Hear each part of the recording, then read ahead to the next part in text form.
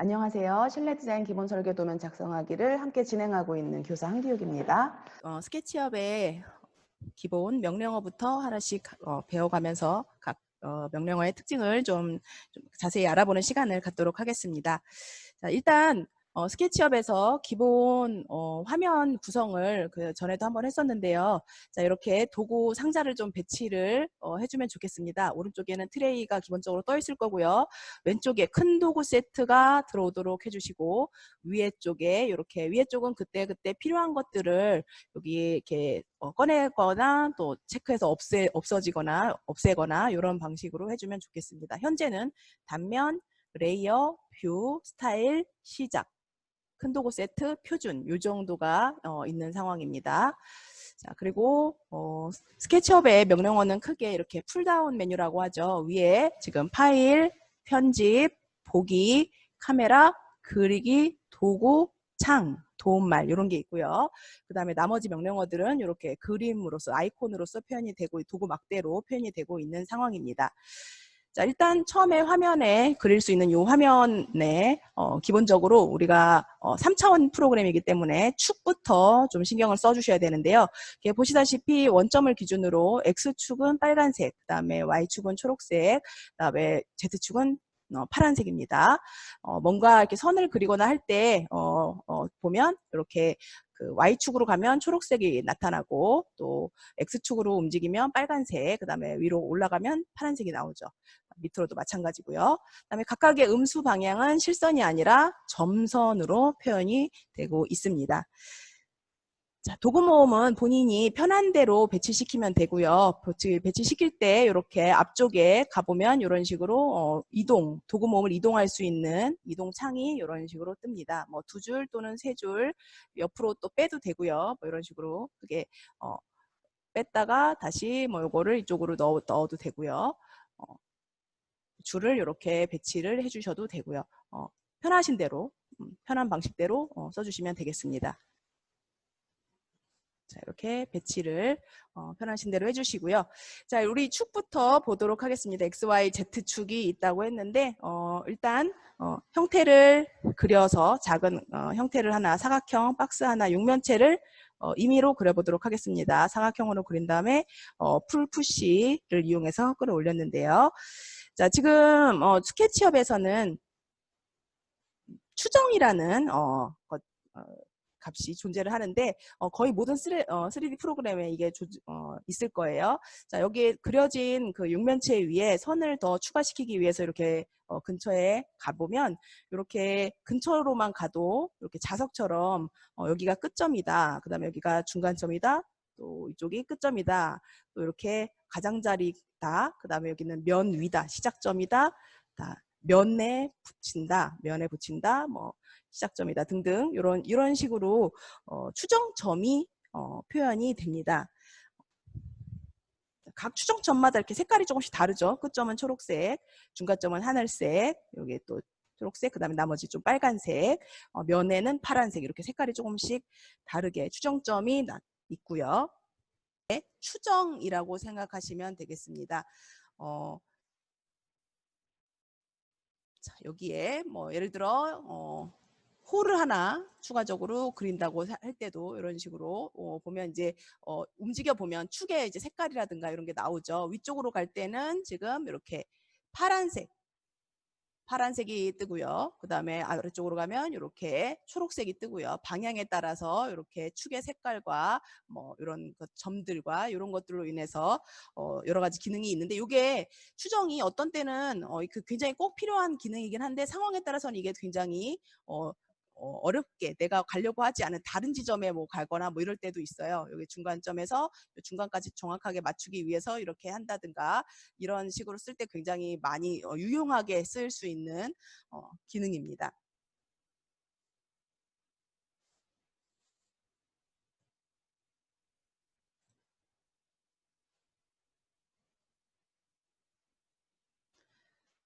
자, 하나를 더 추가로 만들어서 자, 두 번째 것은 그룹 만들기를 해놓은 상황에서 한번 보도록 하겠습니다.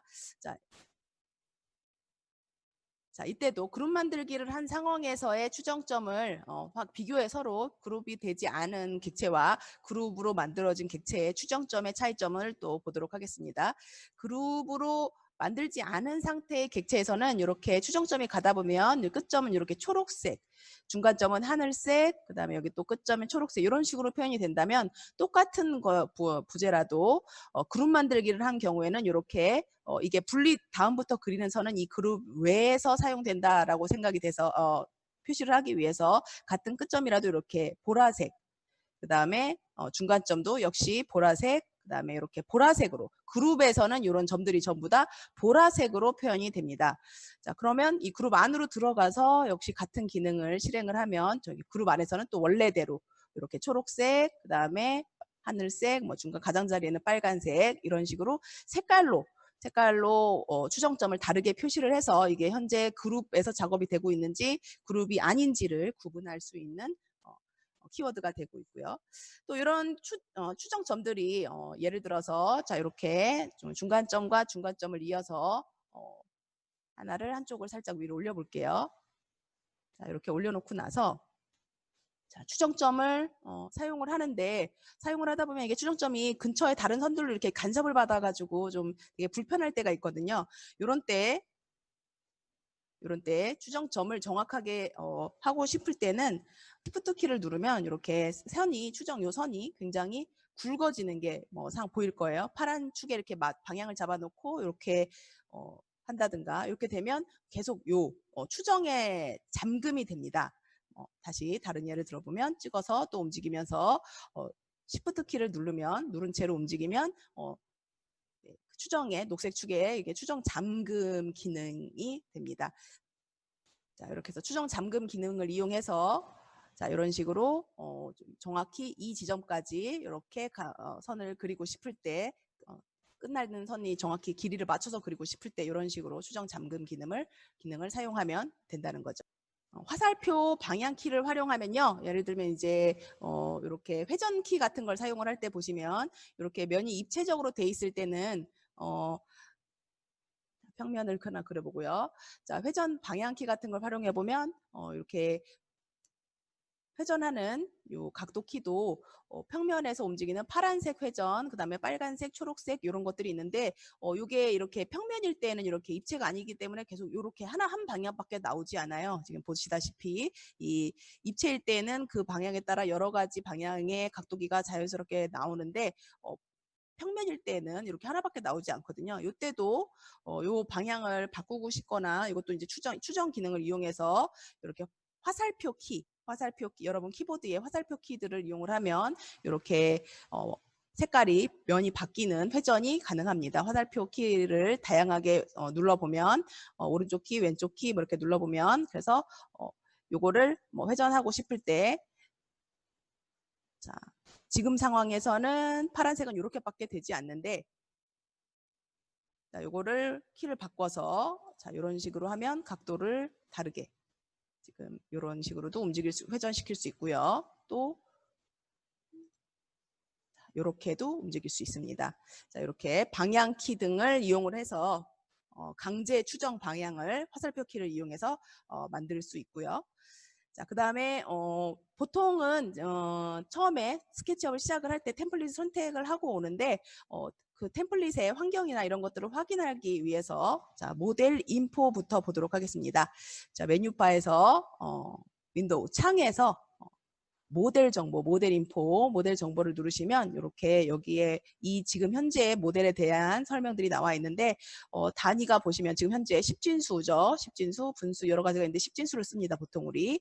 그다음에 밀리미터, 인치, 피트 여러 가지 단위가 있습니다. 간혹 이렇게 스케치업 그 요소들을 다운받을 때 외국에서 올리신 분들이 인치나 피트 이런 단위를 많이 쓰거든요. 그래서 이 단위를 항상 확인해 보면서 우리 요 밀리미터 십진수에 맞는 단위인지를 확인해 주는 게 좋습니다. 자, 그 외에 여기서 변경시킬 수 있는 거 다 변경시킬 수 있고요.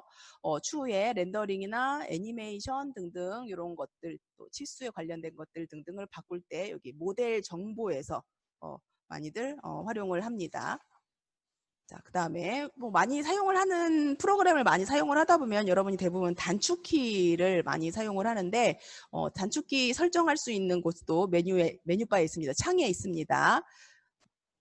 자, 창에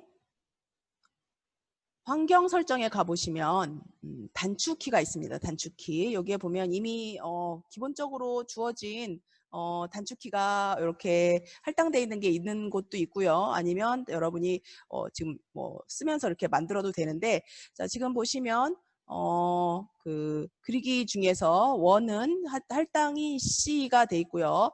직사각형은 R로 돼 있습니다. 선은 L로 돼 있고요. 그다음에 그 외에 뭐 이렇게 호는 A로 돼 있고 기본적으로 이렇게 몇 가지가 있긴 있는데 여기에서 내가 상황에 따라 자주 쓰는 것들은 여기서 이렇게 추가하거나 여러 가지 쓸 수 있습니다. 추가할 수도 있고요. 그런데 이게 이제 CAD나 다른 프로그램의 단축키하고 다르거나 뭐 상황에 따라서 좀 통일을 시켜줄 필요가 있는 것 같아요. 아무래도 여러 가지 그래픽 프로그램을 사용을 하다 보니까 이런 단축키 환경에서 단축해주면 될 것 같고요. 여기에 단축키 추가나 또 변형을 여기서 집어넣으면 됩니다. 예를 들면 그룹 만들기 G라든가 아니면 모두 선택 컨트롤 A인데 복사 컨트롤 C, 컨트롤 인서트 이런 삭제 이런 것들을 자주 사용하는 것들을 아무래도 같이 내가 편한 식으로 다시 설정하면 좋겠죠. 자, 단축키 설정을 여기서 이렇게 할 수 있고요. 변경이나 설정을 이렇게 할 수 있고요. 자, 주요 도구를 사용하는 방법을 보도록 하겠습니다. 자, 첫 번째 여기 선택 도구입니다. 선택 도구부터 하겠습니다. 스페이스바를 누르면 됩니다. 요 선택 도구는 스페이스바가 단축키로 기본적으로 설정되어 있고요. 자, 요 선택은 한번 얘기를 하긴 했었던 것 같은데 다시 한번 보도록 하겠습니다. 자, 일단 이렇게 그룹이 되어 있는 것과 그렇지 않은 면, 그다음 3차원 이렇게 여러 개를 두고요. 일단 면을 한 번만 선택을 하면 이렇게 내가 클릭한 면만 선택이 됩니다. 그룹일 경우에는 그룹이 전체로 선택이 되고요. 두 번 더블 클릭하면 이렇게 내가 선택한 면과 그 면을 둘러싼 선까지 선택이 됩니다. 그룹은 두 번 선택하면 그룹 안으로 들어가지게 되고요. 세 번 연속 선택하면 연결되어진 모든 요소가 선택이 됩니다.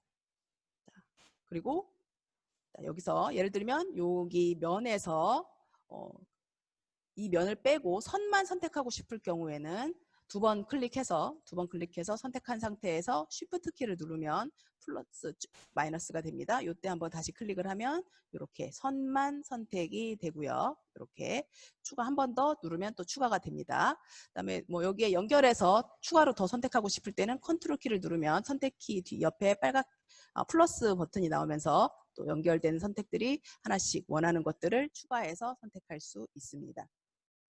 자, 그리고 CAD 명령도 똑같이 선택을 할 때 아래에서 위로 이렇게 선택하는 크로스 방식이 있고요. 그 다음에 위에서 아래로 선택하는 이렇게 실선으로 나오는 윈도우 방식이 있습니다.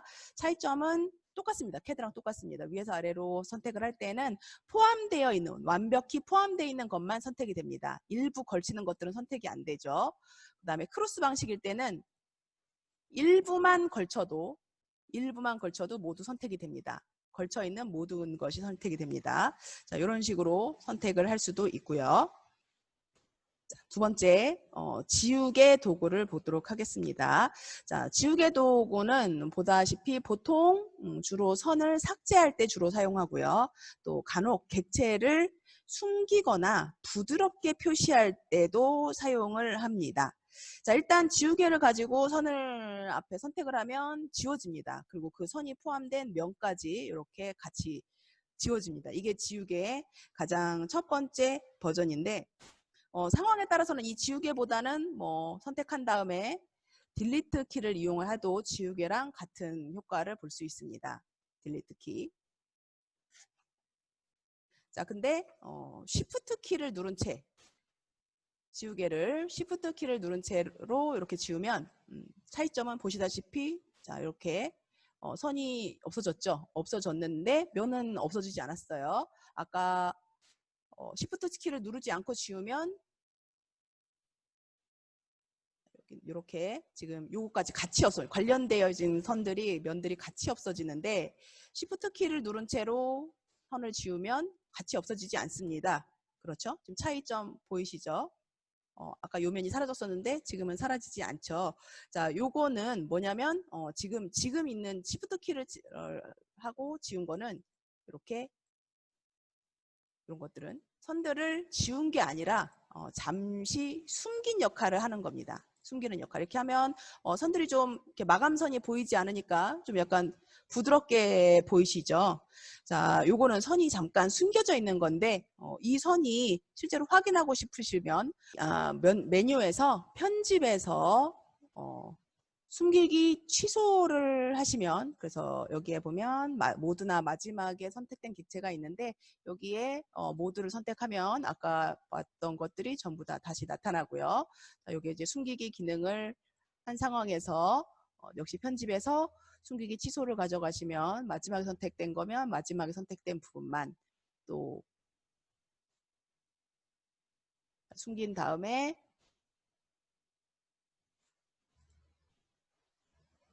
편집에 숨기기 취소해서 선택된 객체를 선택을 하면 이 선택되어 있진 이 부분만 이렇게 나타납니다. 자, 지금은 다시 편집에 숨기기 취소해서 모두 다 살려놓을게요.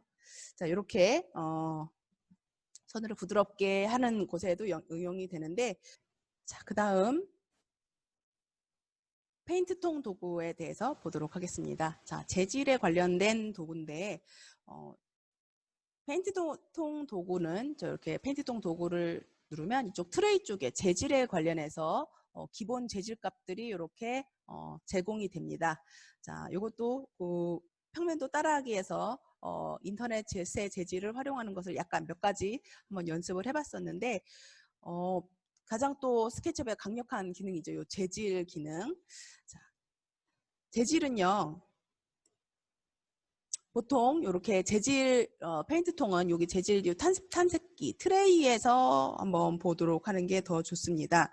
자, 이 재질 탐색의 트레이에 보시면 여기 샘플 페인트라는 스포이드 모양의 표시도 보이고 이쪽에 상세 정보도 보이고 위쪽에 재질 만들기라는 이런 여러 가지 단추들이 좀 추가로 더 있습니다.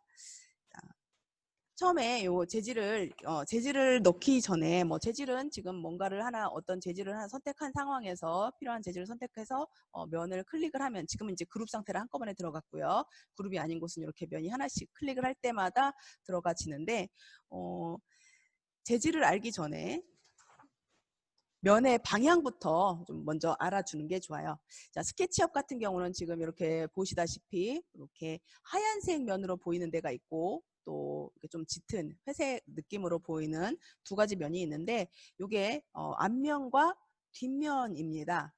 이런 3D 프로그램에는 뒷면이 보이기는 하는데 뒷면에 매핑까지를 보통 이렇게 재질을 이렇게 두는 게 좀 어려운데 스케치업은 뒷면에도 지금 앞면이 아닌 뒷면에도 사실상 매핑이 되긴 돼요.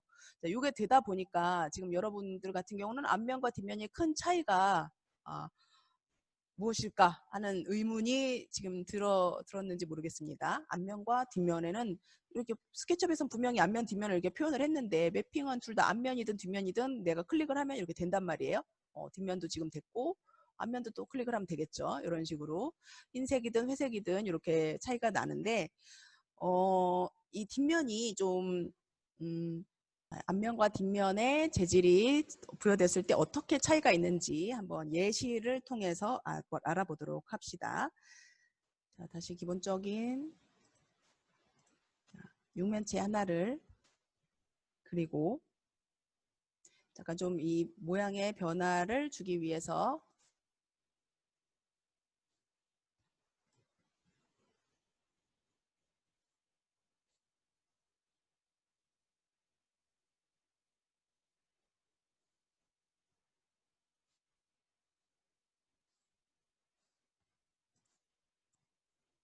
약간의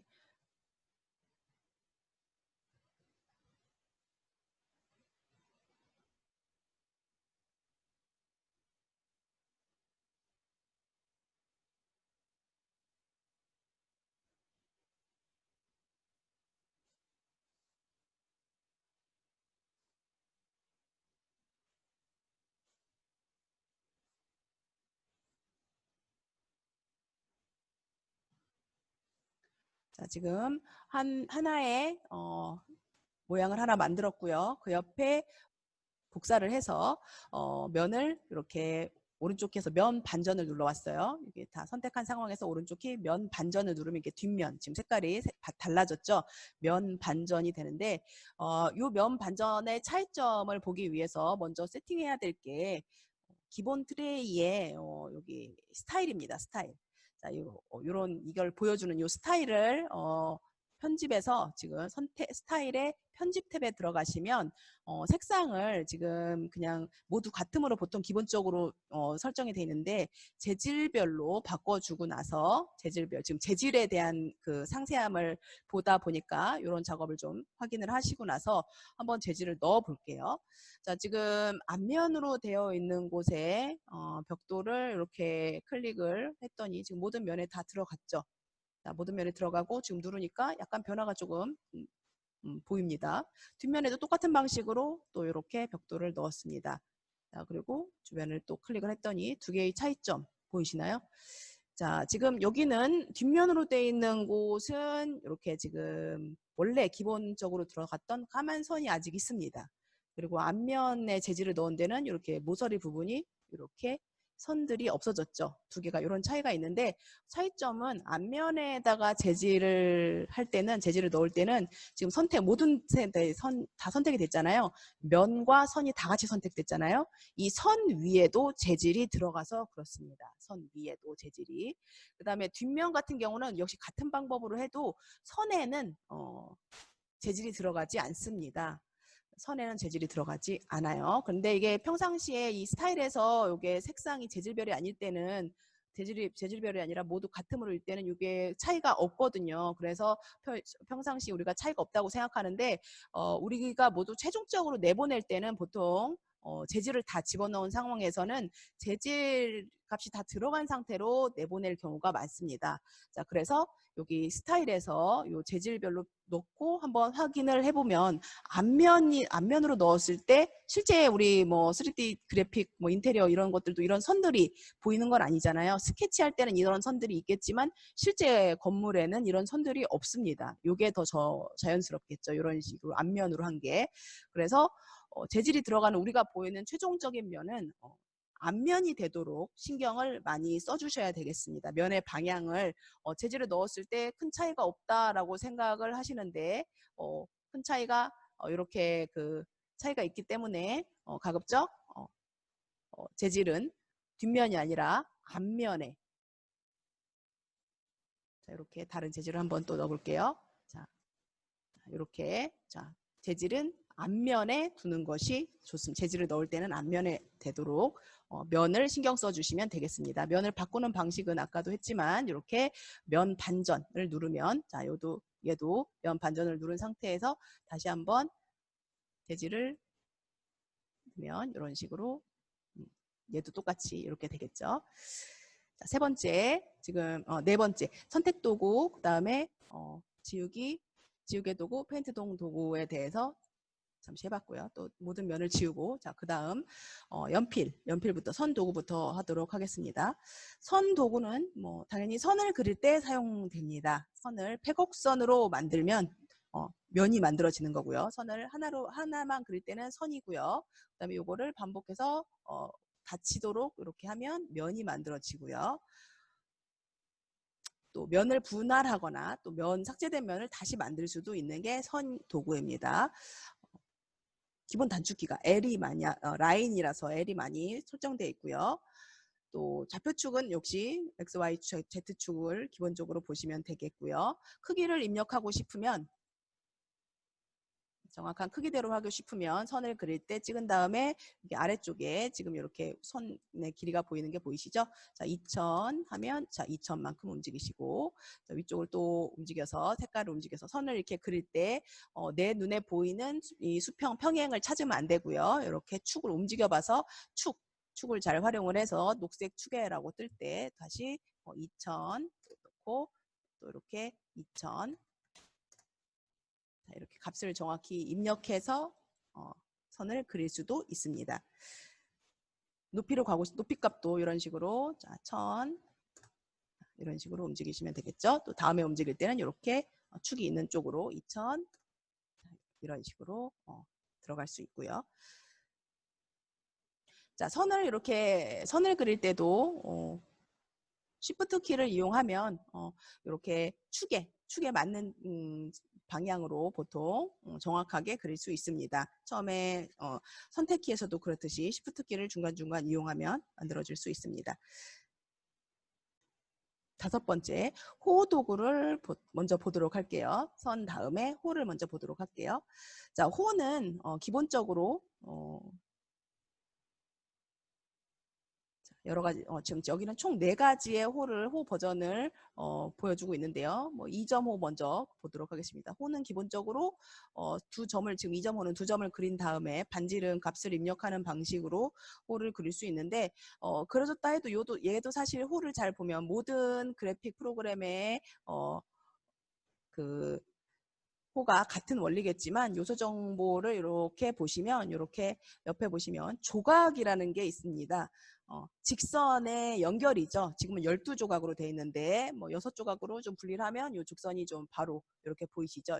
이렇게 직선 우리 눈에 보이기는 호지만 사실 이게 선들의 연결입니다. 자, 이게 호 조각이 더 많으면 좀 더 부드러운 원이 되겠고 자, 기본값 12조각 이렇게 하면 호가 이렇게 그려집니다. 조각으로 만들어져 있고요. 원도 마찬가지입니다. 자, 반원 마찬가지고요. 지금 2.5, 그다음에 4분호는 자, 선과 처음 점을 지정하고 그다음에 축을 지정한 상태에서 자, 이렇게 4분원 또는 반원 또 4분의 3원, 3분원 이런 것들을 이렇게 그릴 수 있는 호를 그릴 수 있고요. 자, 그다음에 자, 다시 다음 자, 사각형 그려보도록 하겠습니다. 사각형도 역시 이렇게 마우스 클릭으로 그릴 수 있는데 크기를 정확한 크기를 원하면 마우스 시작점을 찍고 마우스로 500, 쉼표 600, 뭐 이렇게 마우스를 입력하면 가로값, 세로값대로 입력한 대로 이렇게 사각형이 그려집니다. 자, 이렇게 이런 건 간단하니까 금방 넘어가도록 하겠습니다. 원도 마찬가지입니다. 원 역시 선택을 하면 처음에는 중심점을 찍는 거고요. 반지름을 300 입력하면 이렇게 반지름 300인 원이 나옵니다. 원도 보시다시피 선택한 상태에서 요소 정보에서 확인을 해보면 자, 이렇게 원의 선을 선택하면 이렇게 조각의 숫자가 이렇게 호하고 똑같은 개념으로 조각의 개수가 들어가 있습니다. 역시 이것을 수정을 하면 자, 이렇게 좀 어색한 그런 원이 되겠죠. 12각형이 되는 거죠. 자, 24 정도 들어갔을 때 그래도 조금 원으로 보이네요. 자, 그다음에 원 옆에 있는 다각형. 다각형은 좀 평상시에 이렇게 와보면 지금 벌써 이렇게 육각형 형태로 처음에는 육각형 형태가 기본적으로 설정되어 있는데 다각형을 누르고 개수를 먼저 입력을 하면 V12 창에 값을 입력하고 엔터를 누르면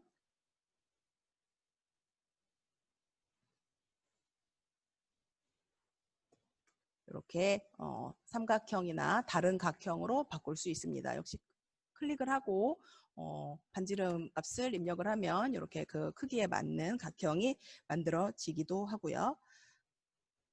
때로는 이렇게 요소 정보에서 선택한 이미 그려진 상태에서 조각을 바꾸는 방식으로 이렇게 이미 만들어진 것도 선택한 상황에서 면을 선택하지 말고 선만 선택한 상태에서 조각을 뭐 이렇게 이렇게 바꾸면 이렇게 각형이 계속 바뀔 수 있습니다.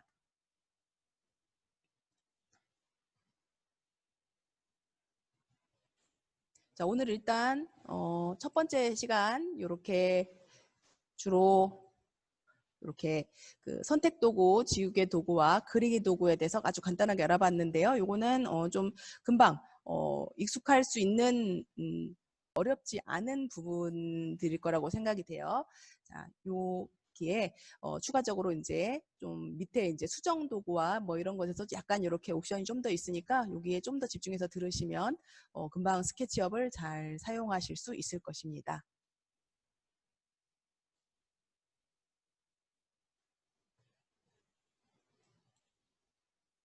8차시 정리하도록 하겠습니다. 자, 이번 시간에 들었던 내용은 크게 도구 사용법, 큰 도구 세트에 있는 도구 사용법 중에서 주요 도구 중에 선택 도구와 그리기 도구, 또 지우기 도구, 뭐 이 정도에 대한 내용이 있었습니다. 일단 선택 도구, 화살표로 표현되는 화살표 모양인 선택 도구인데요.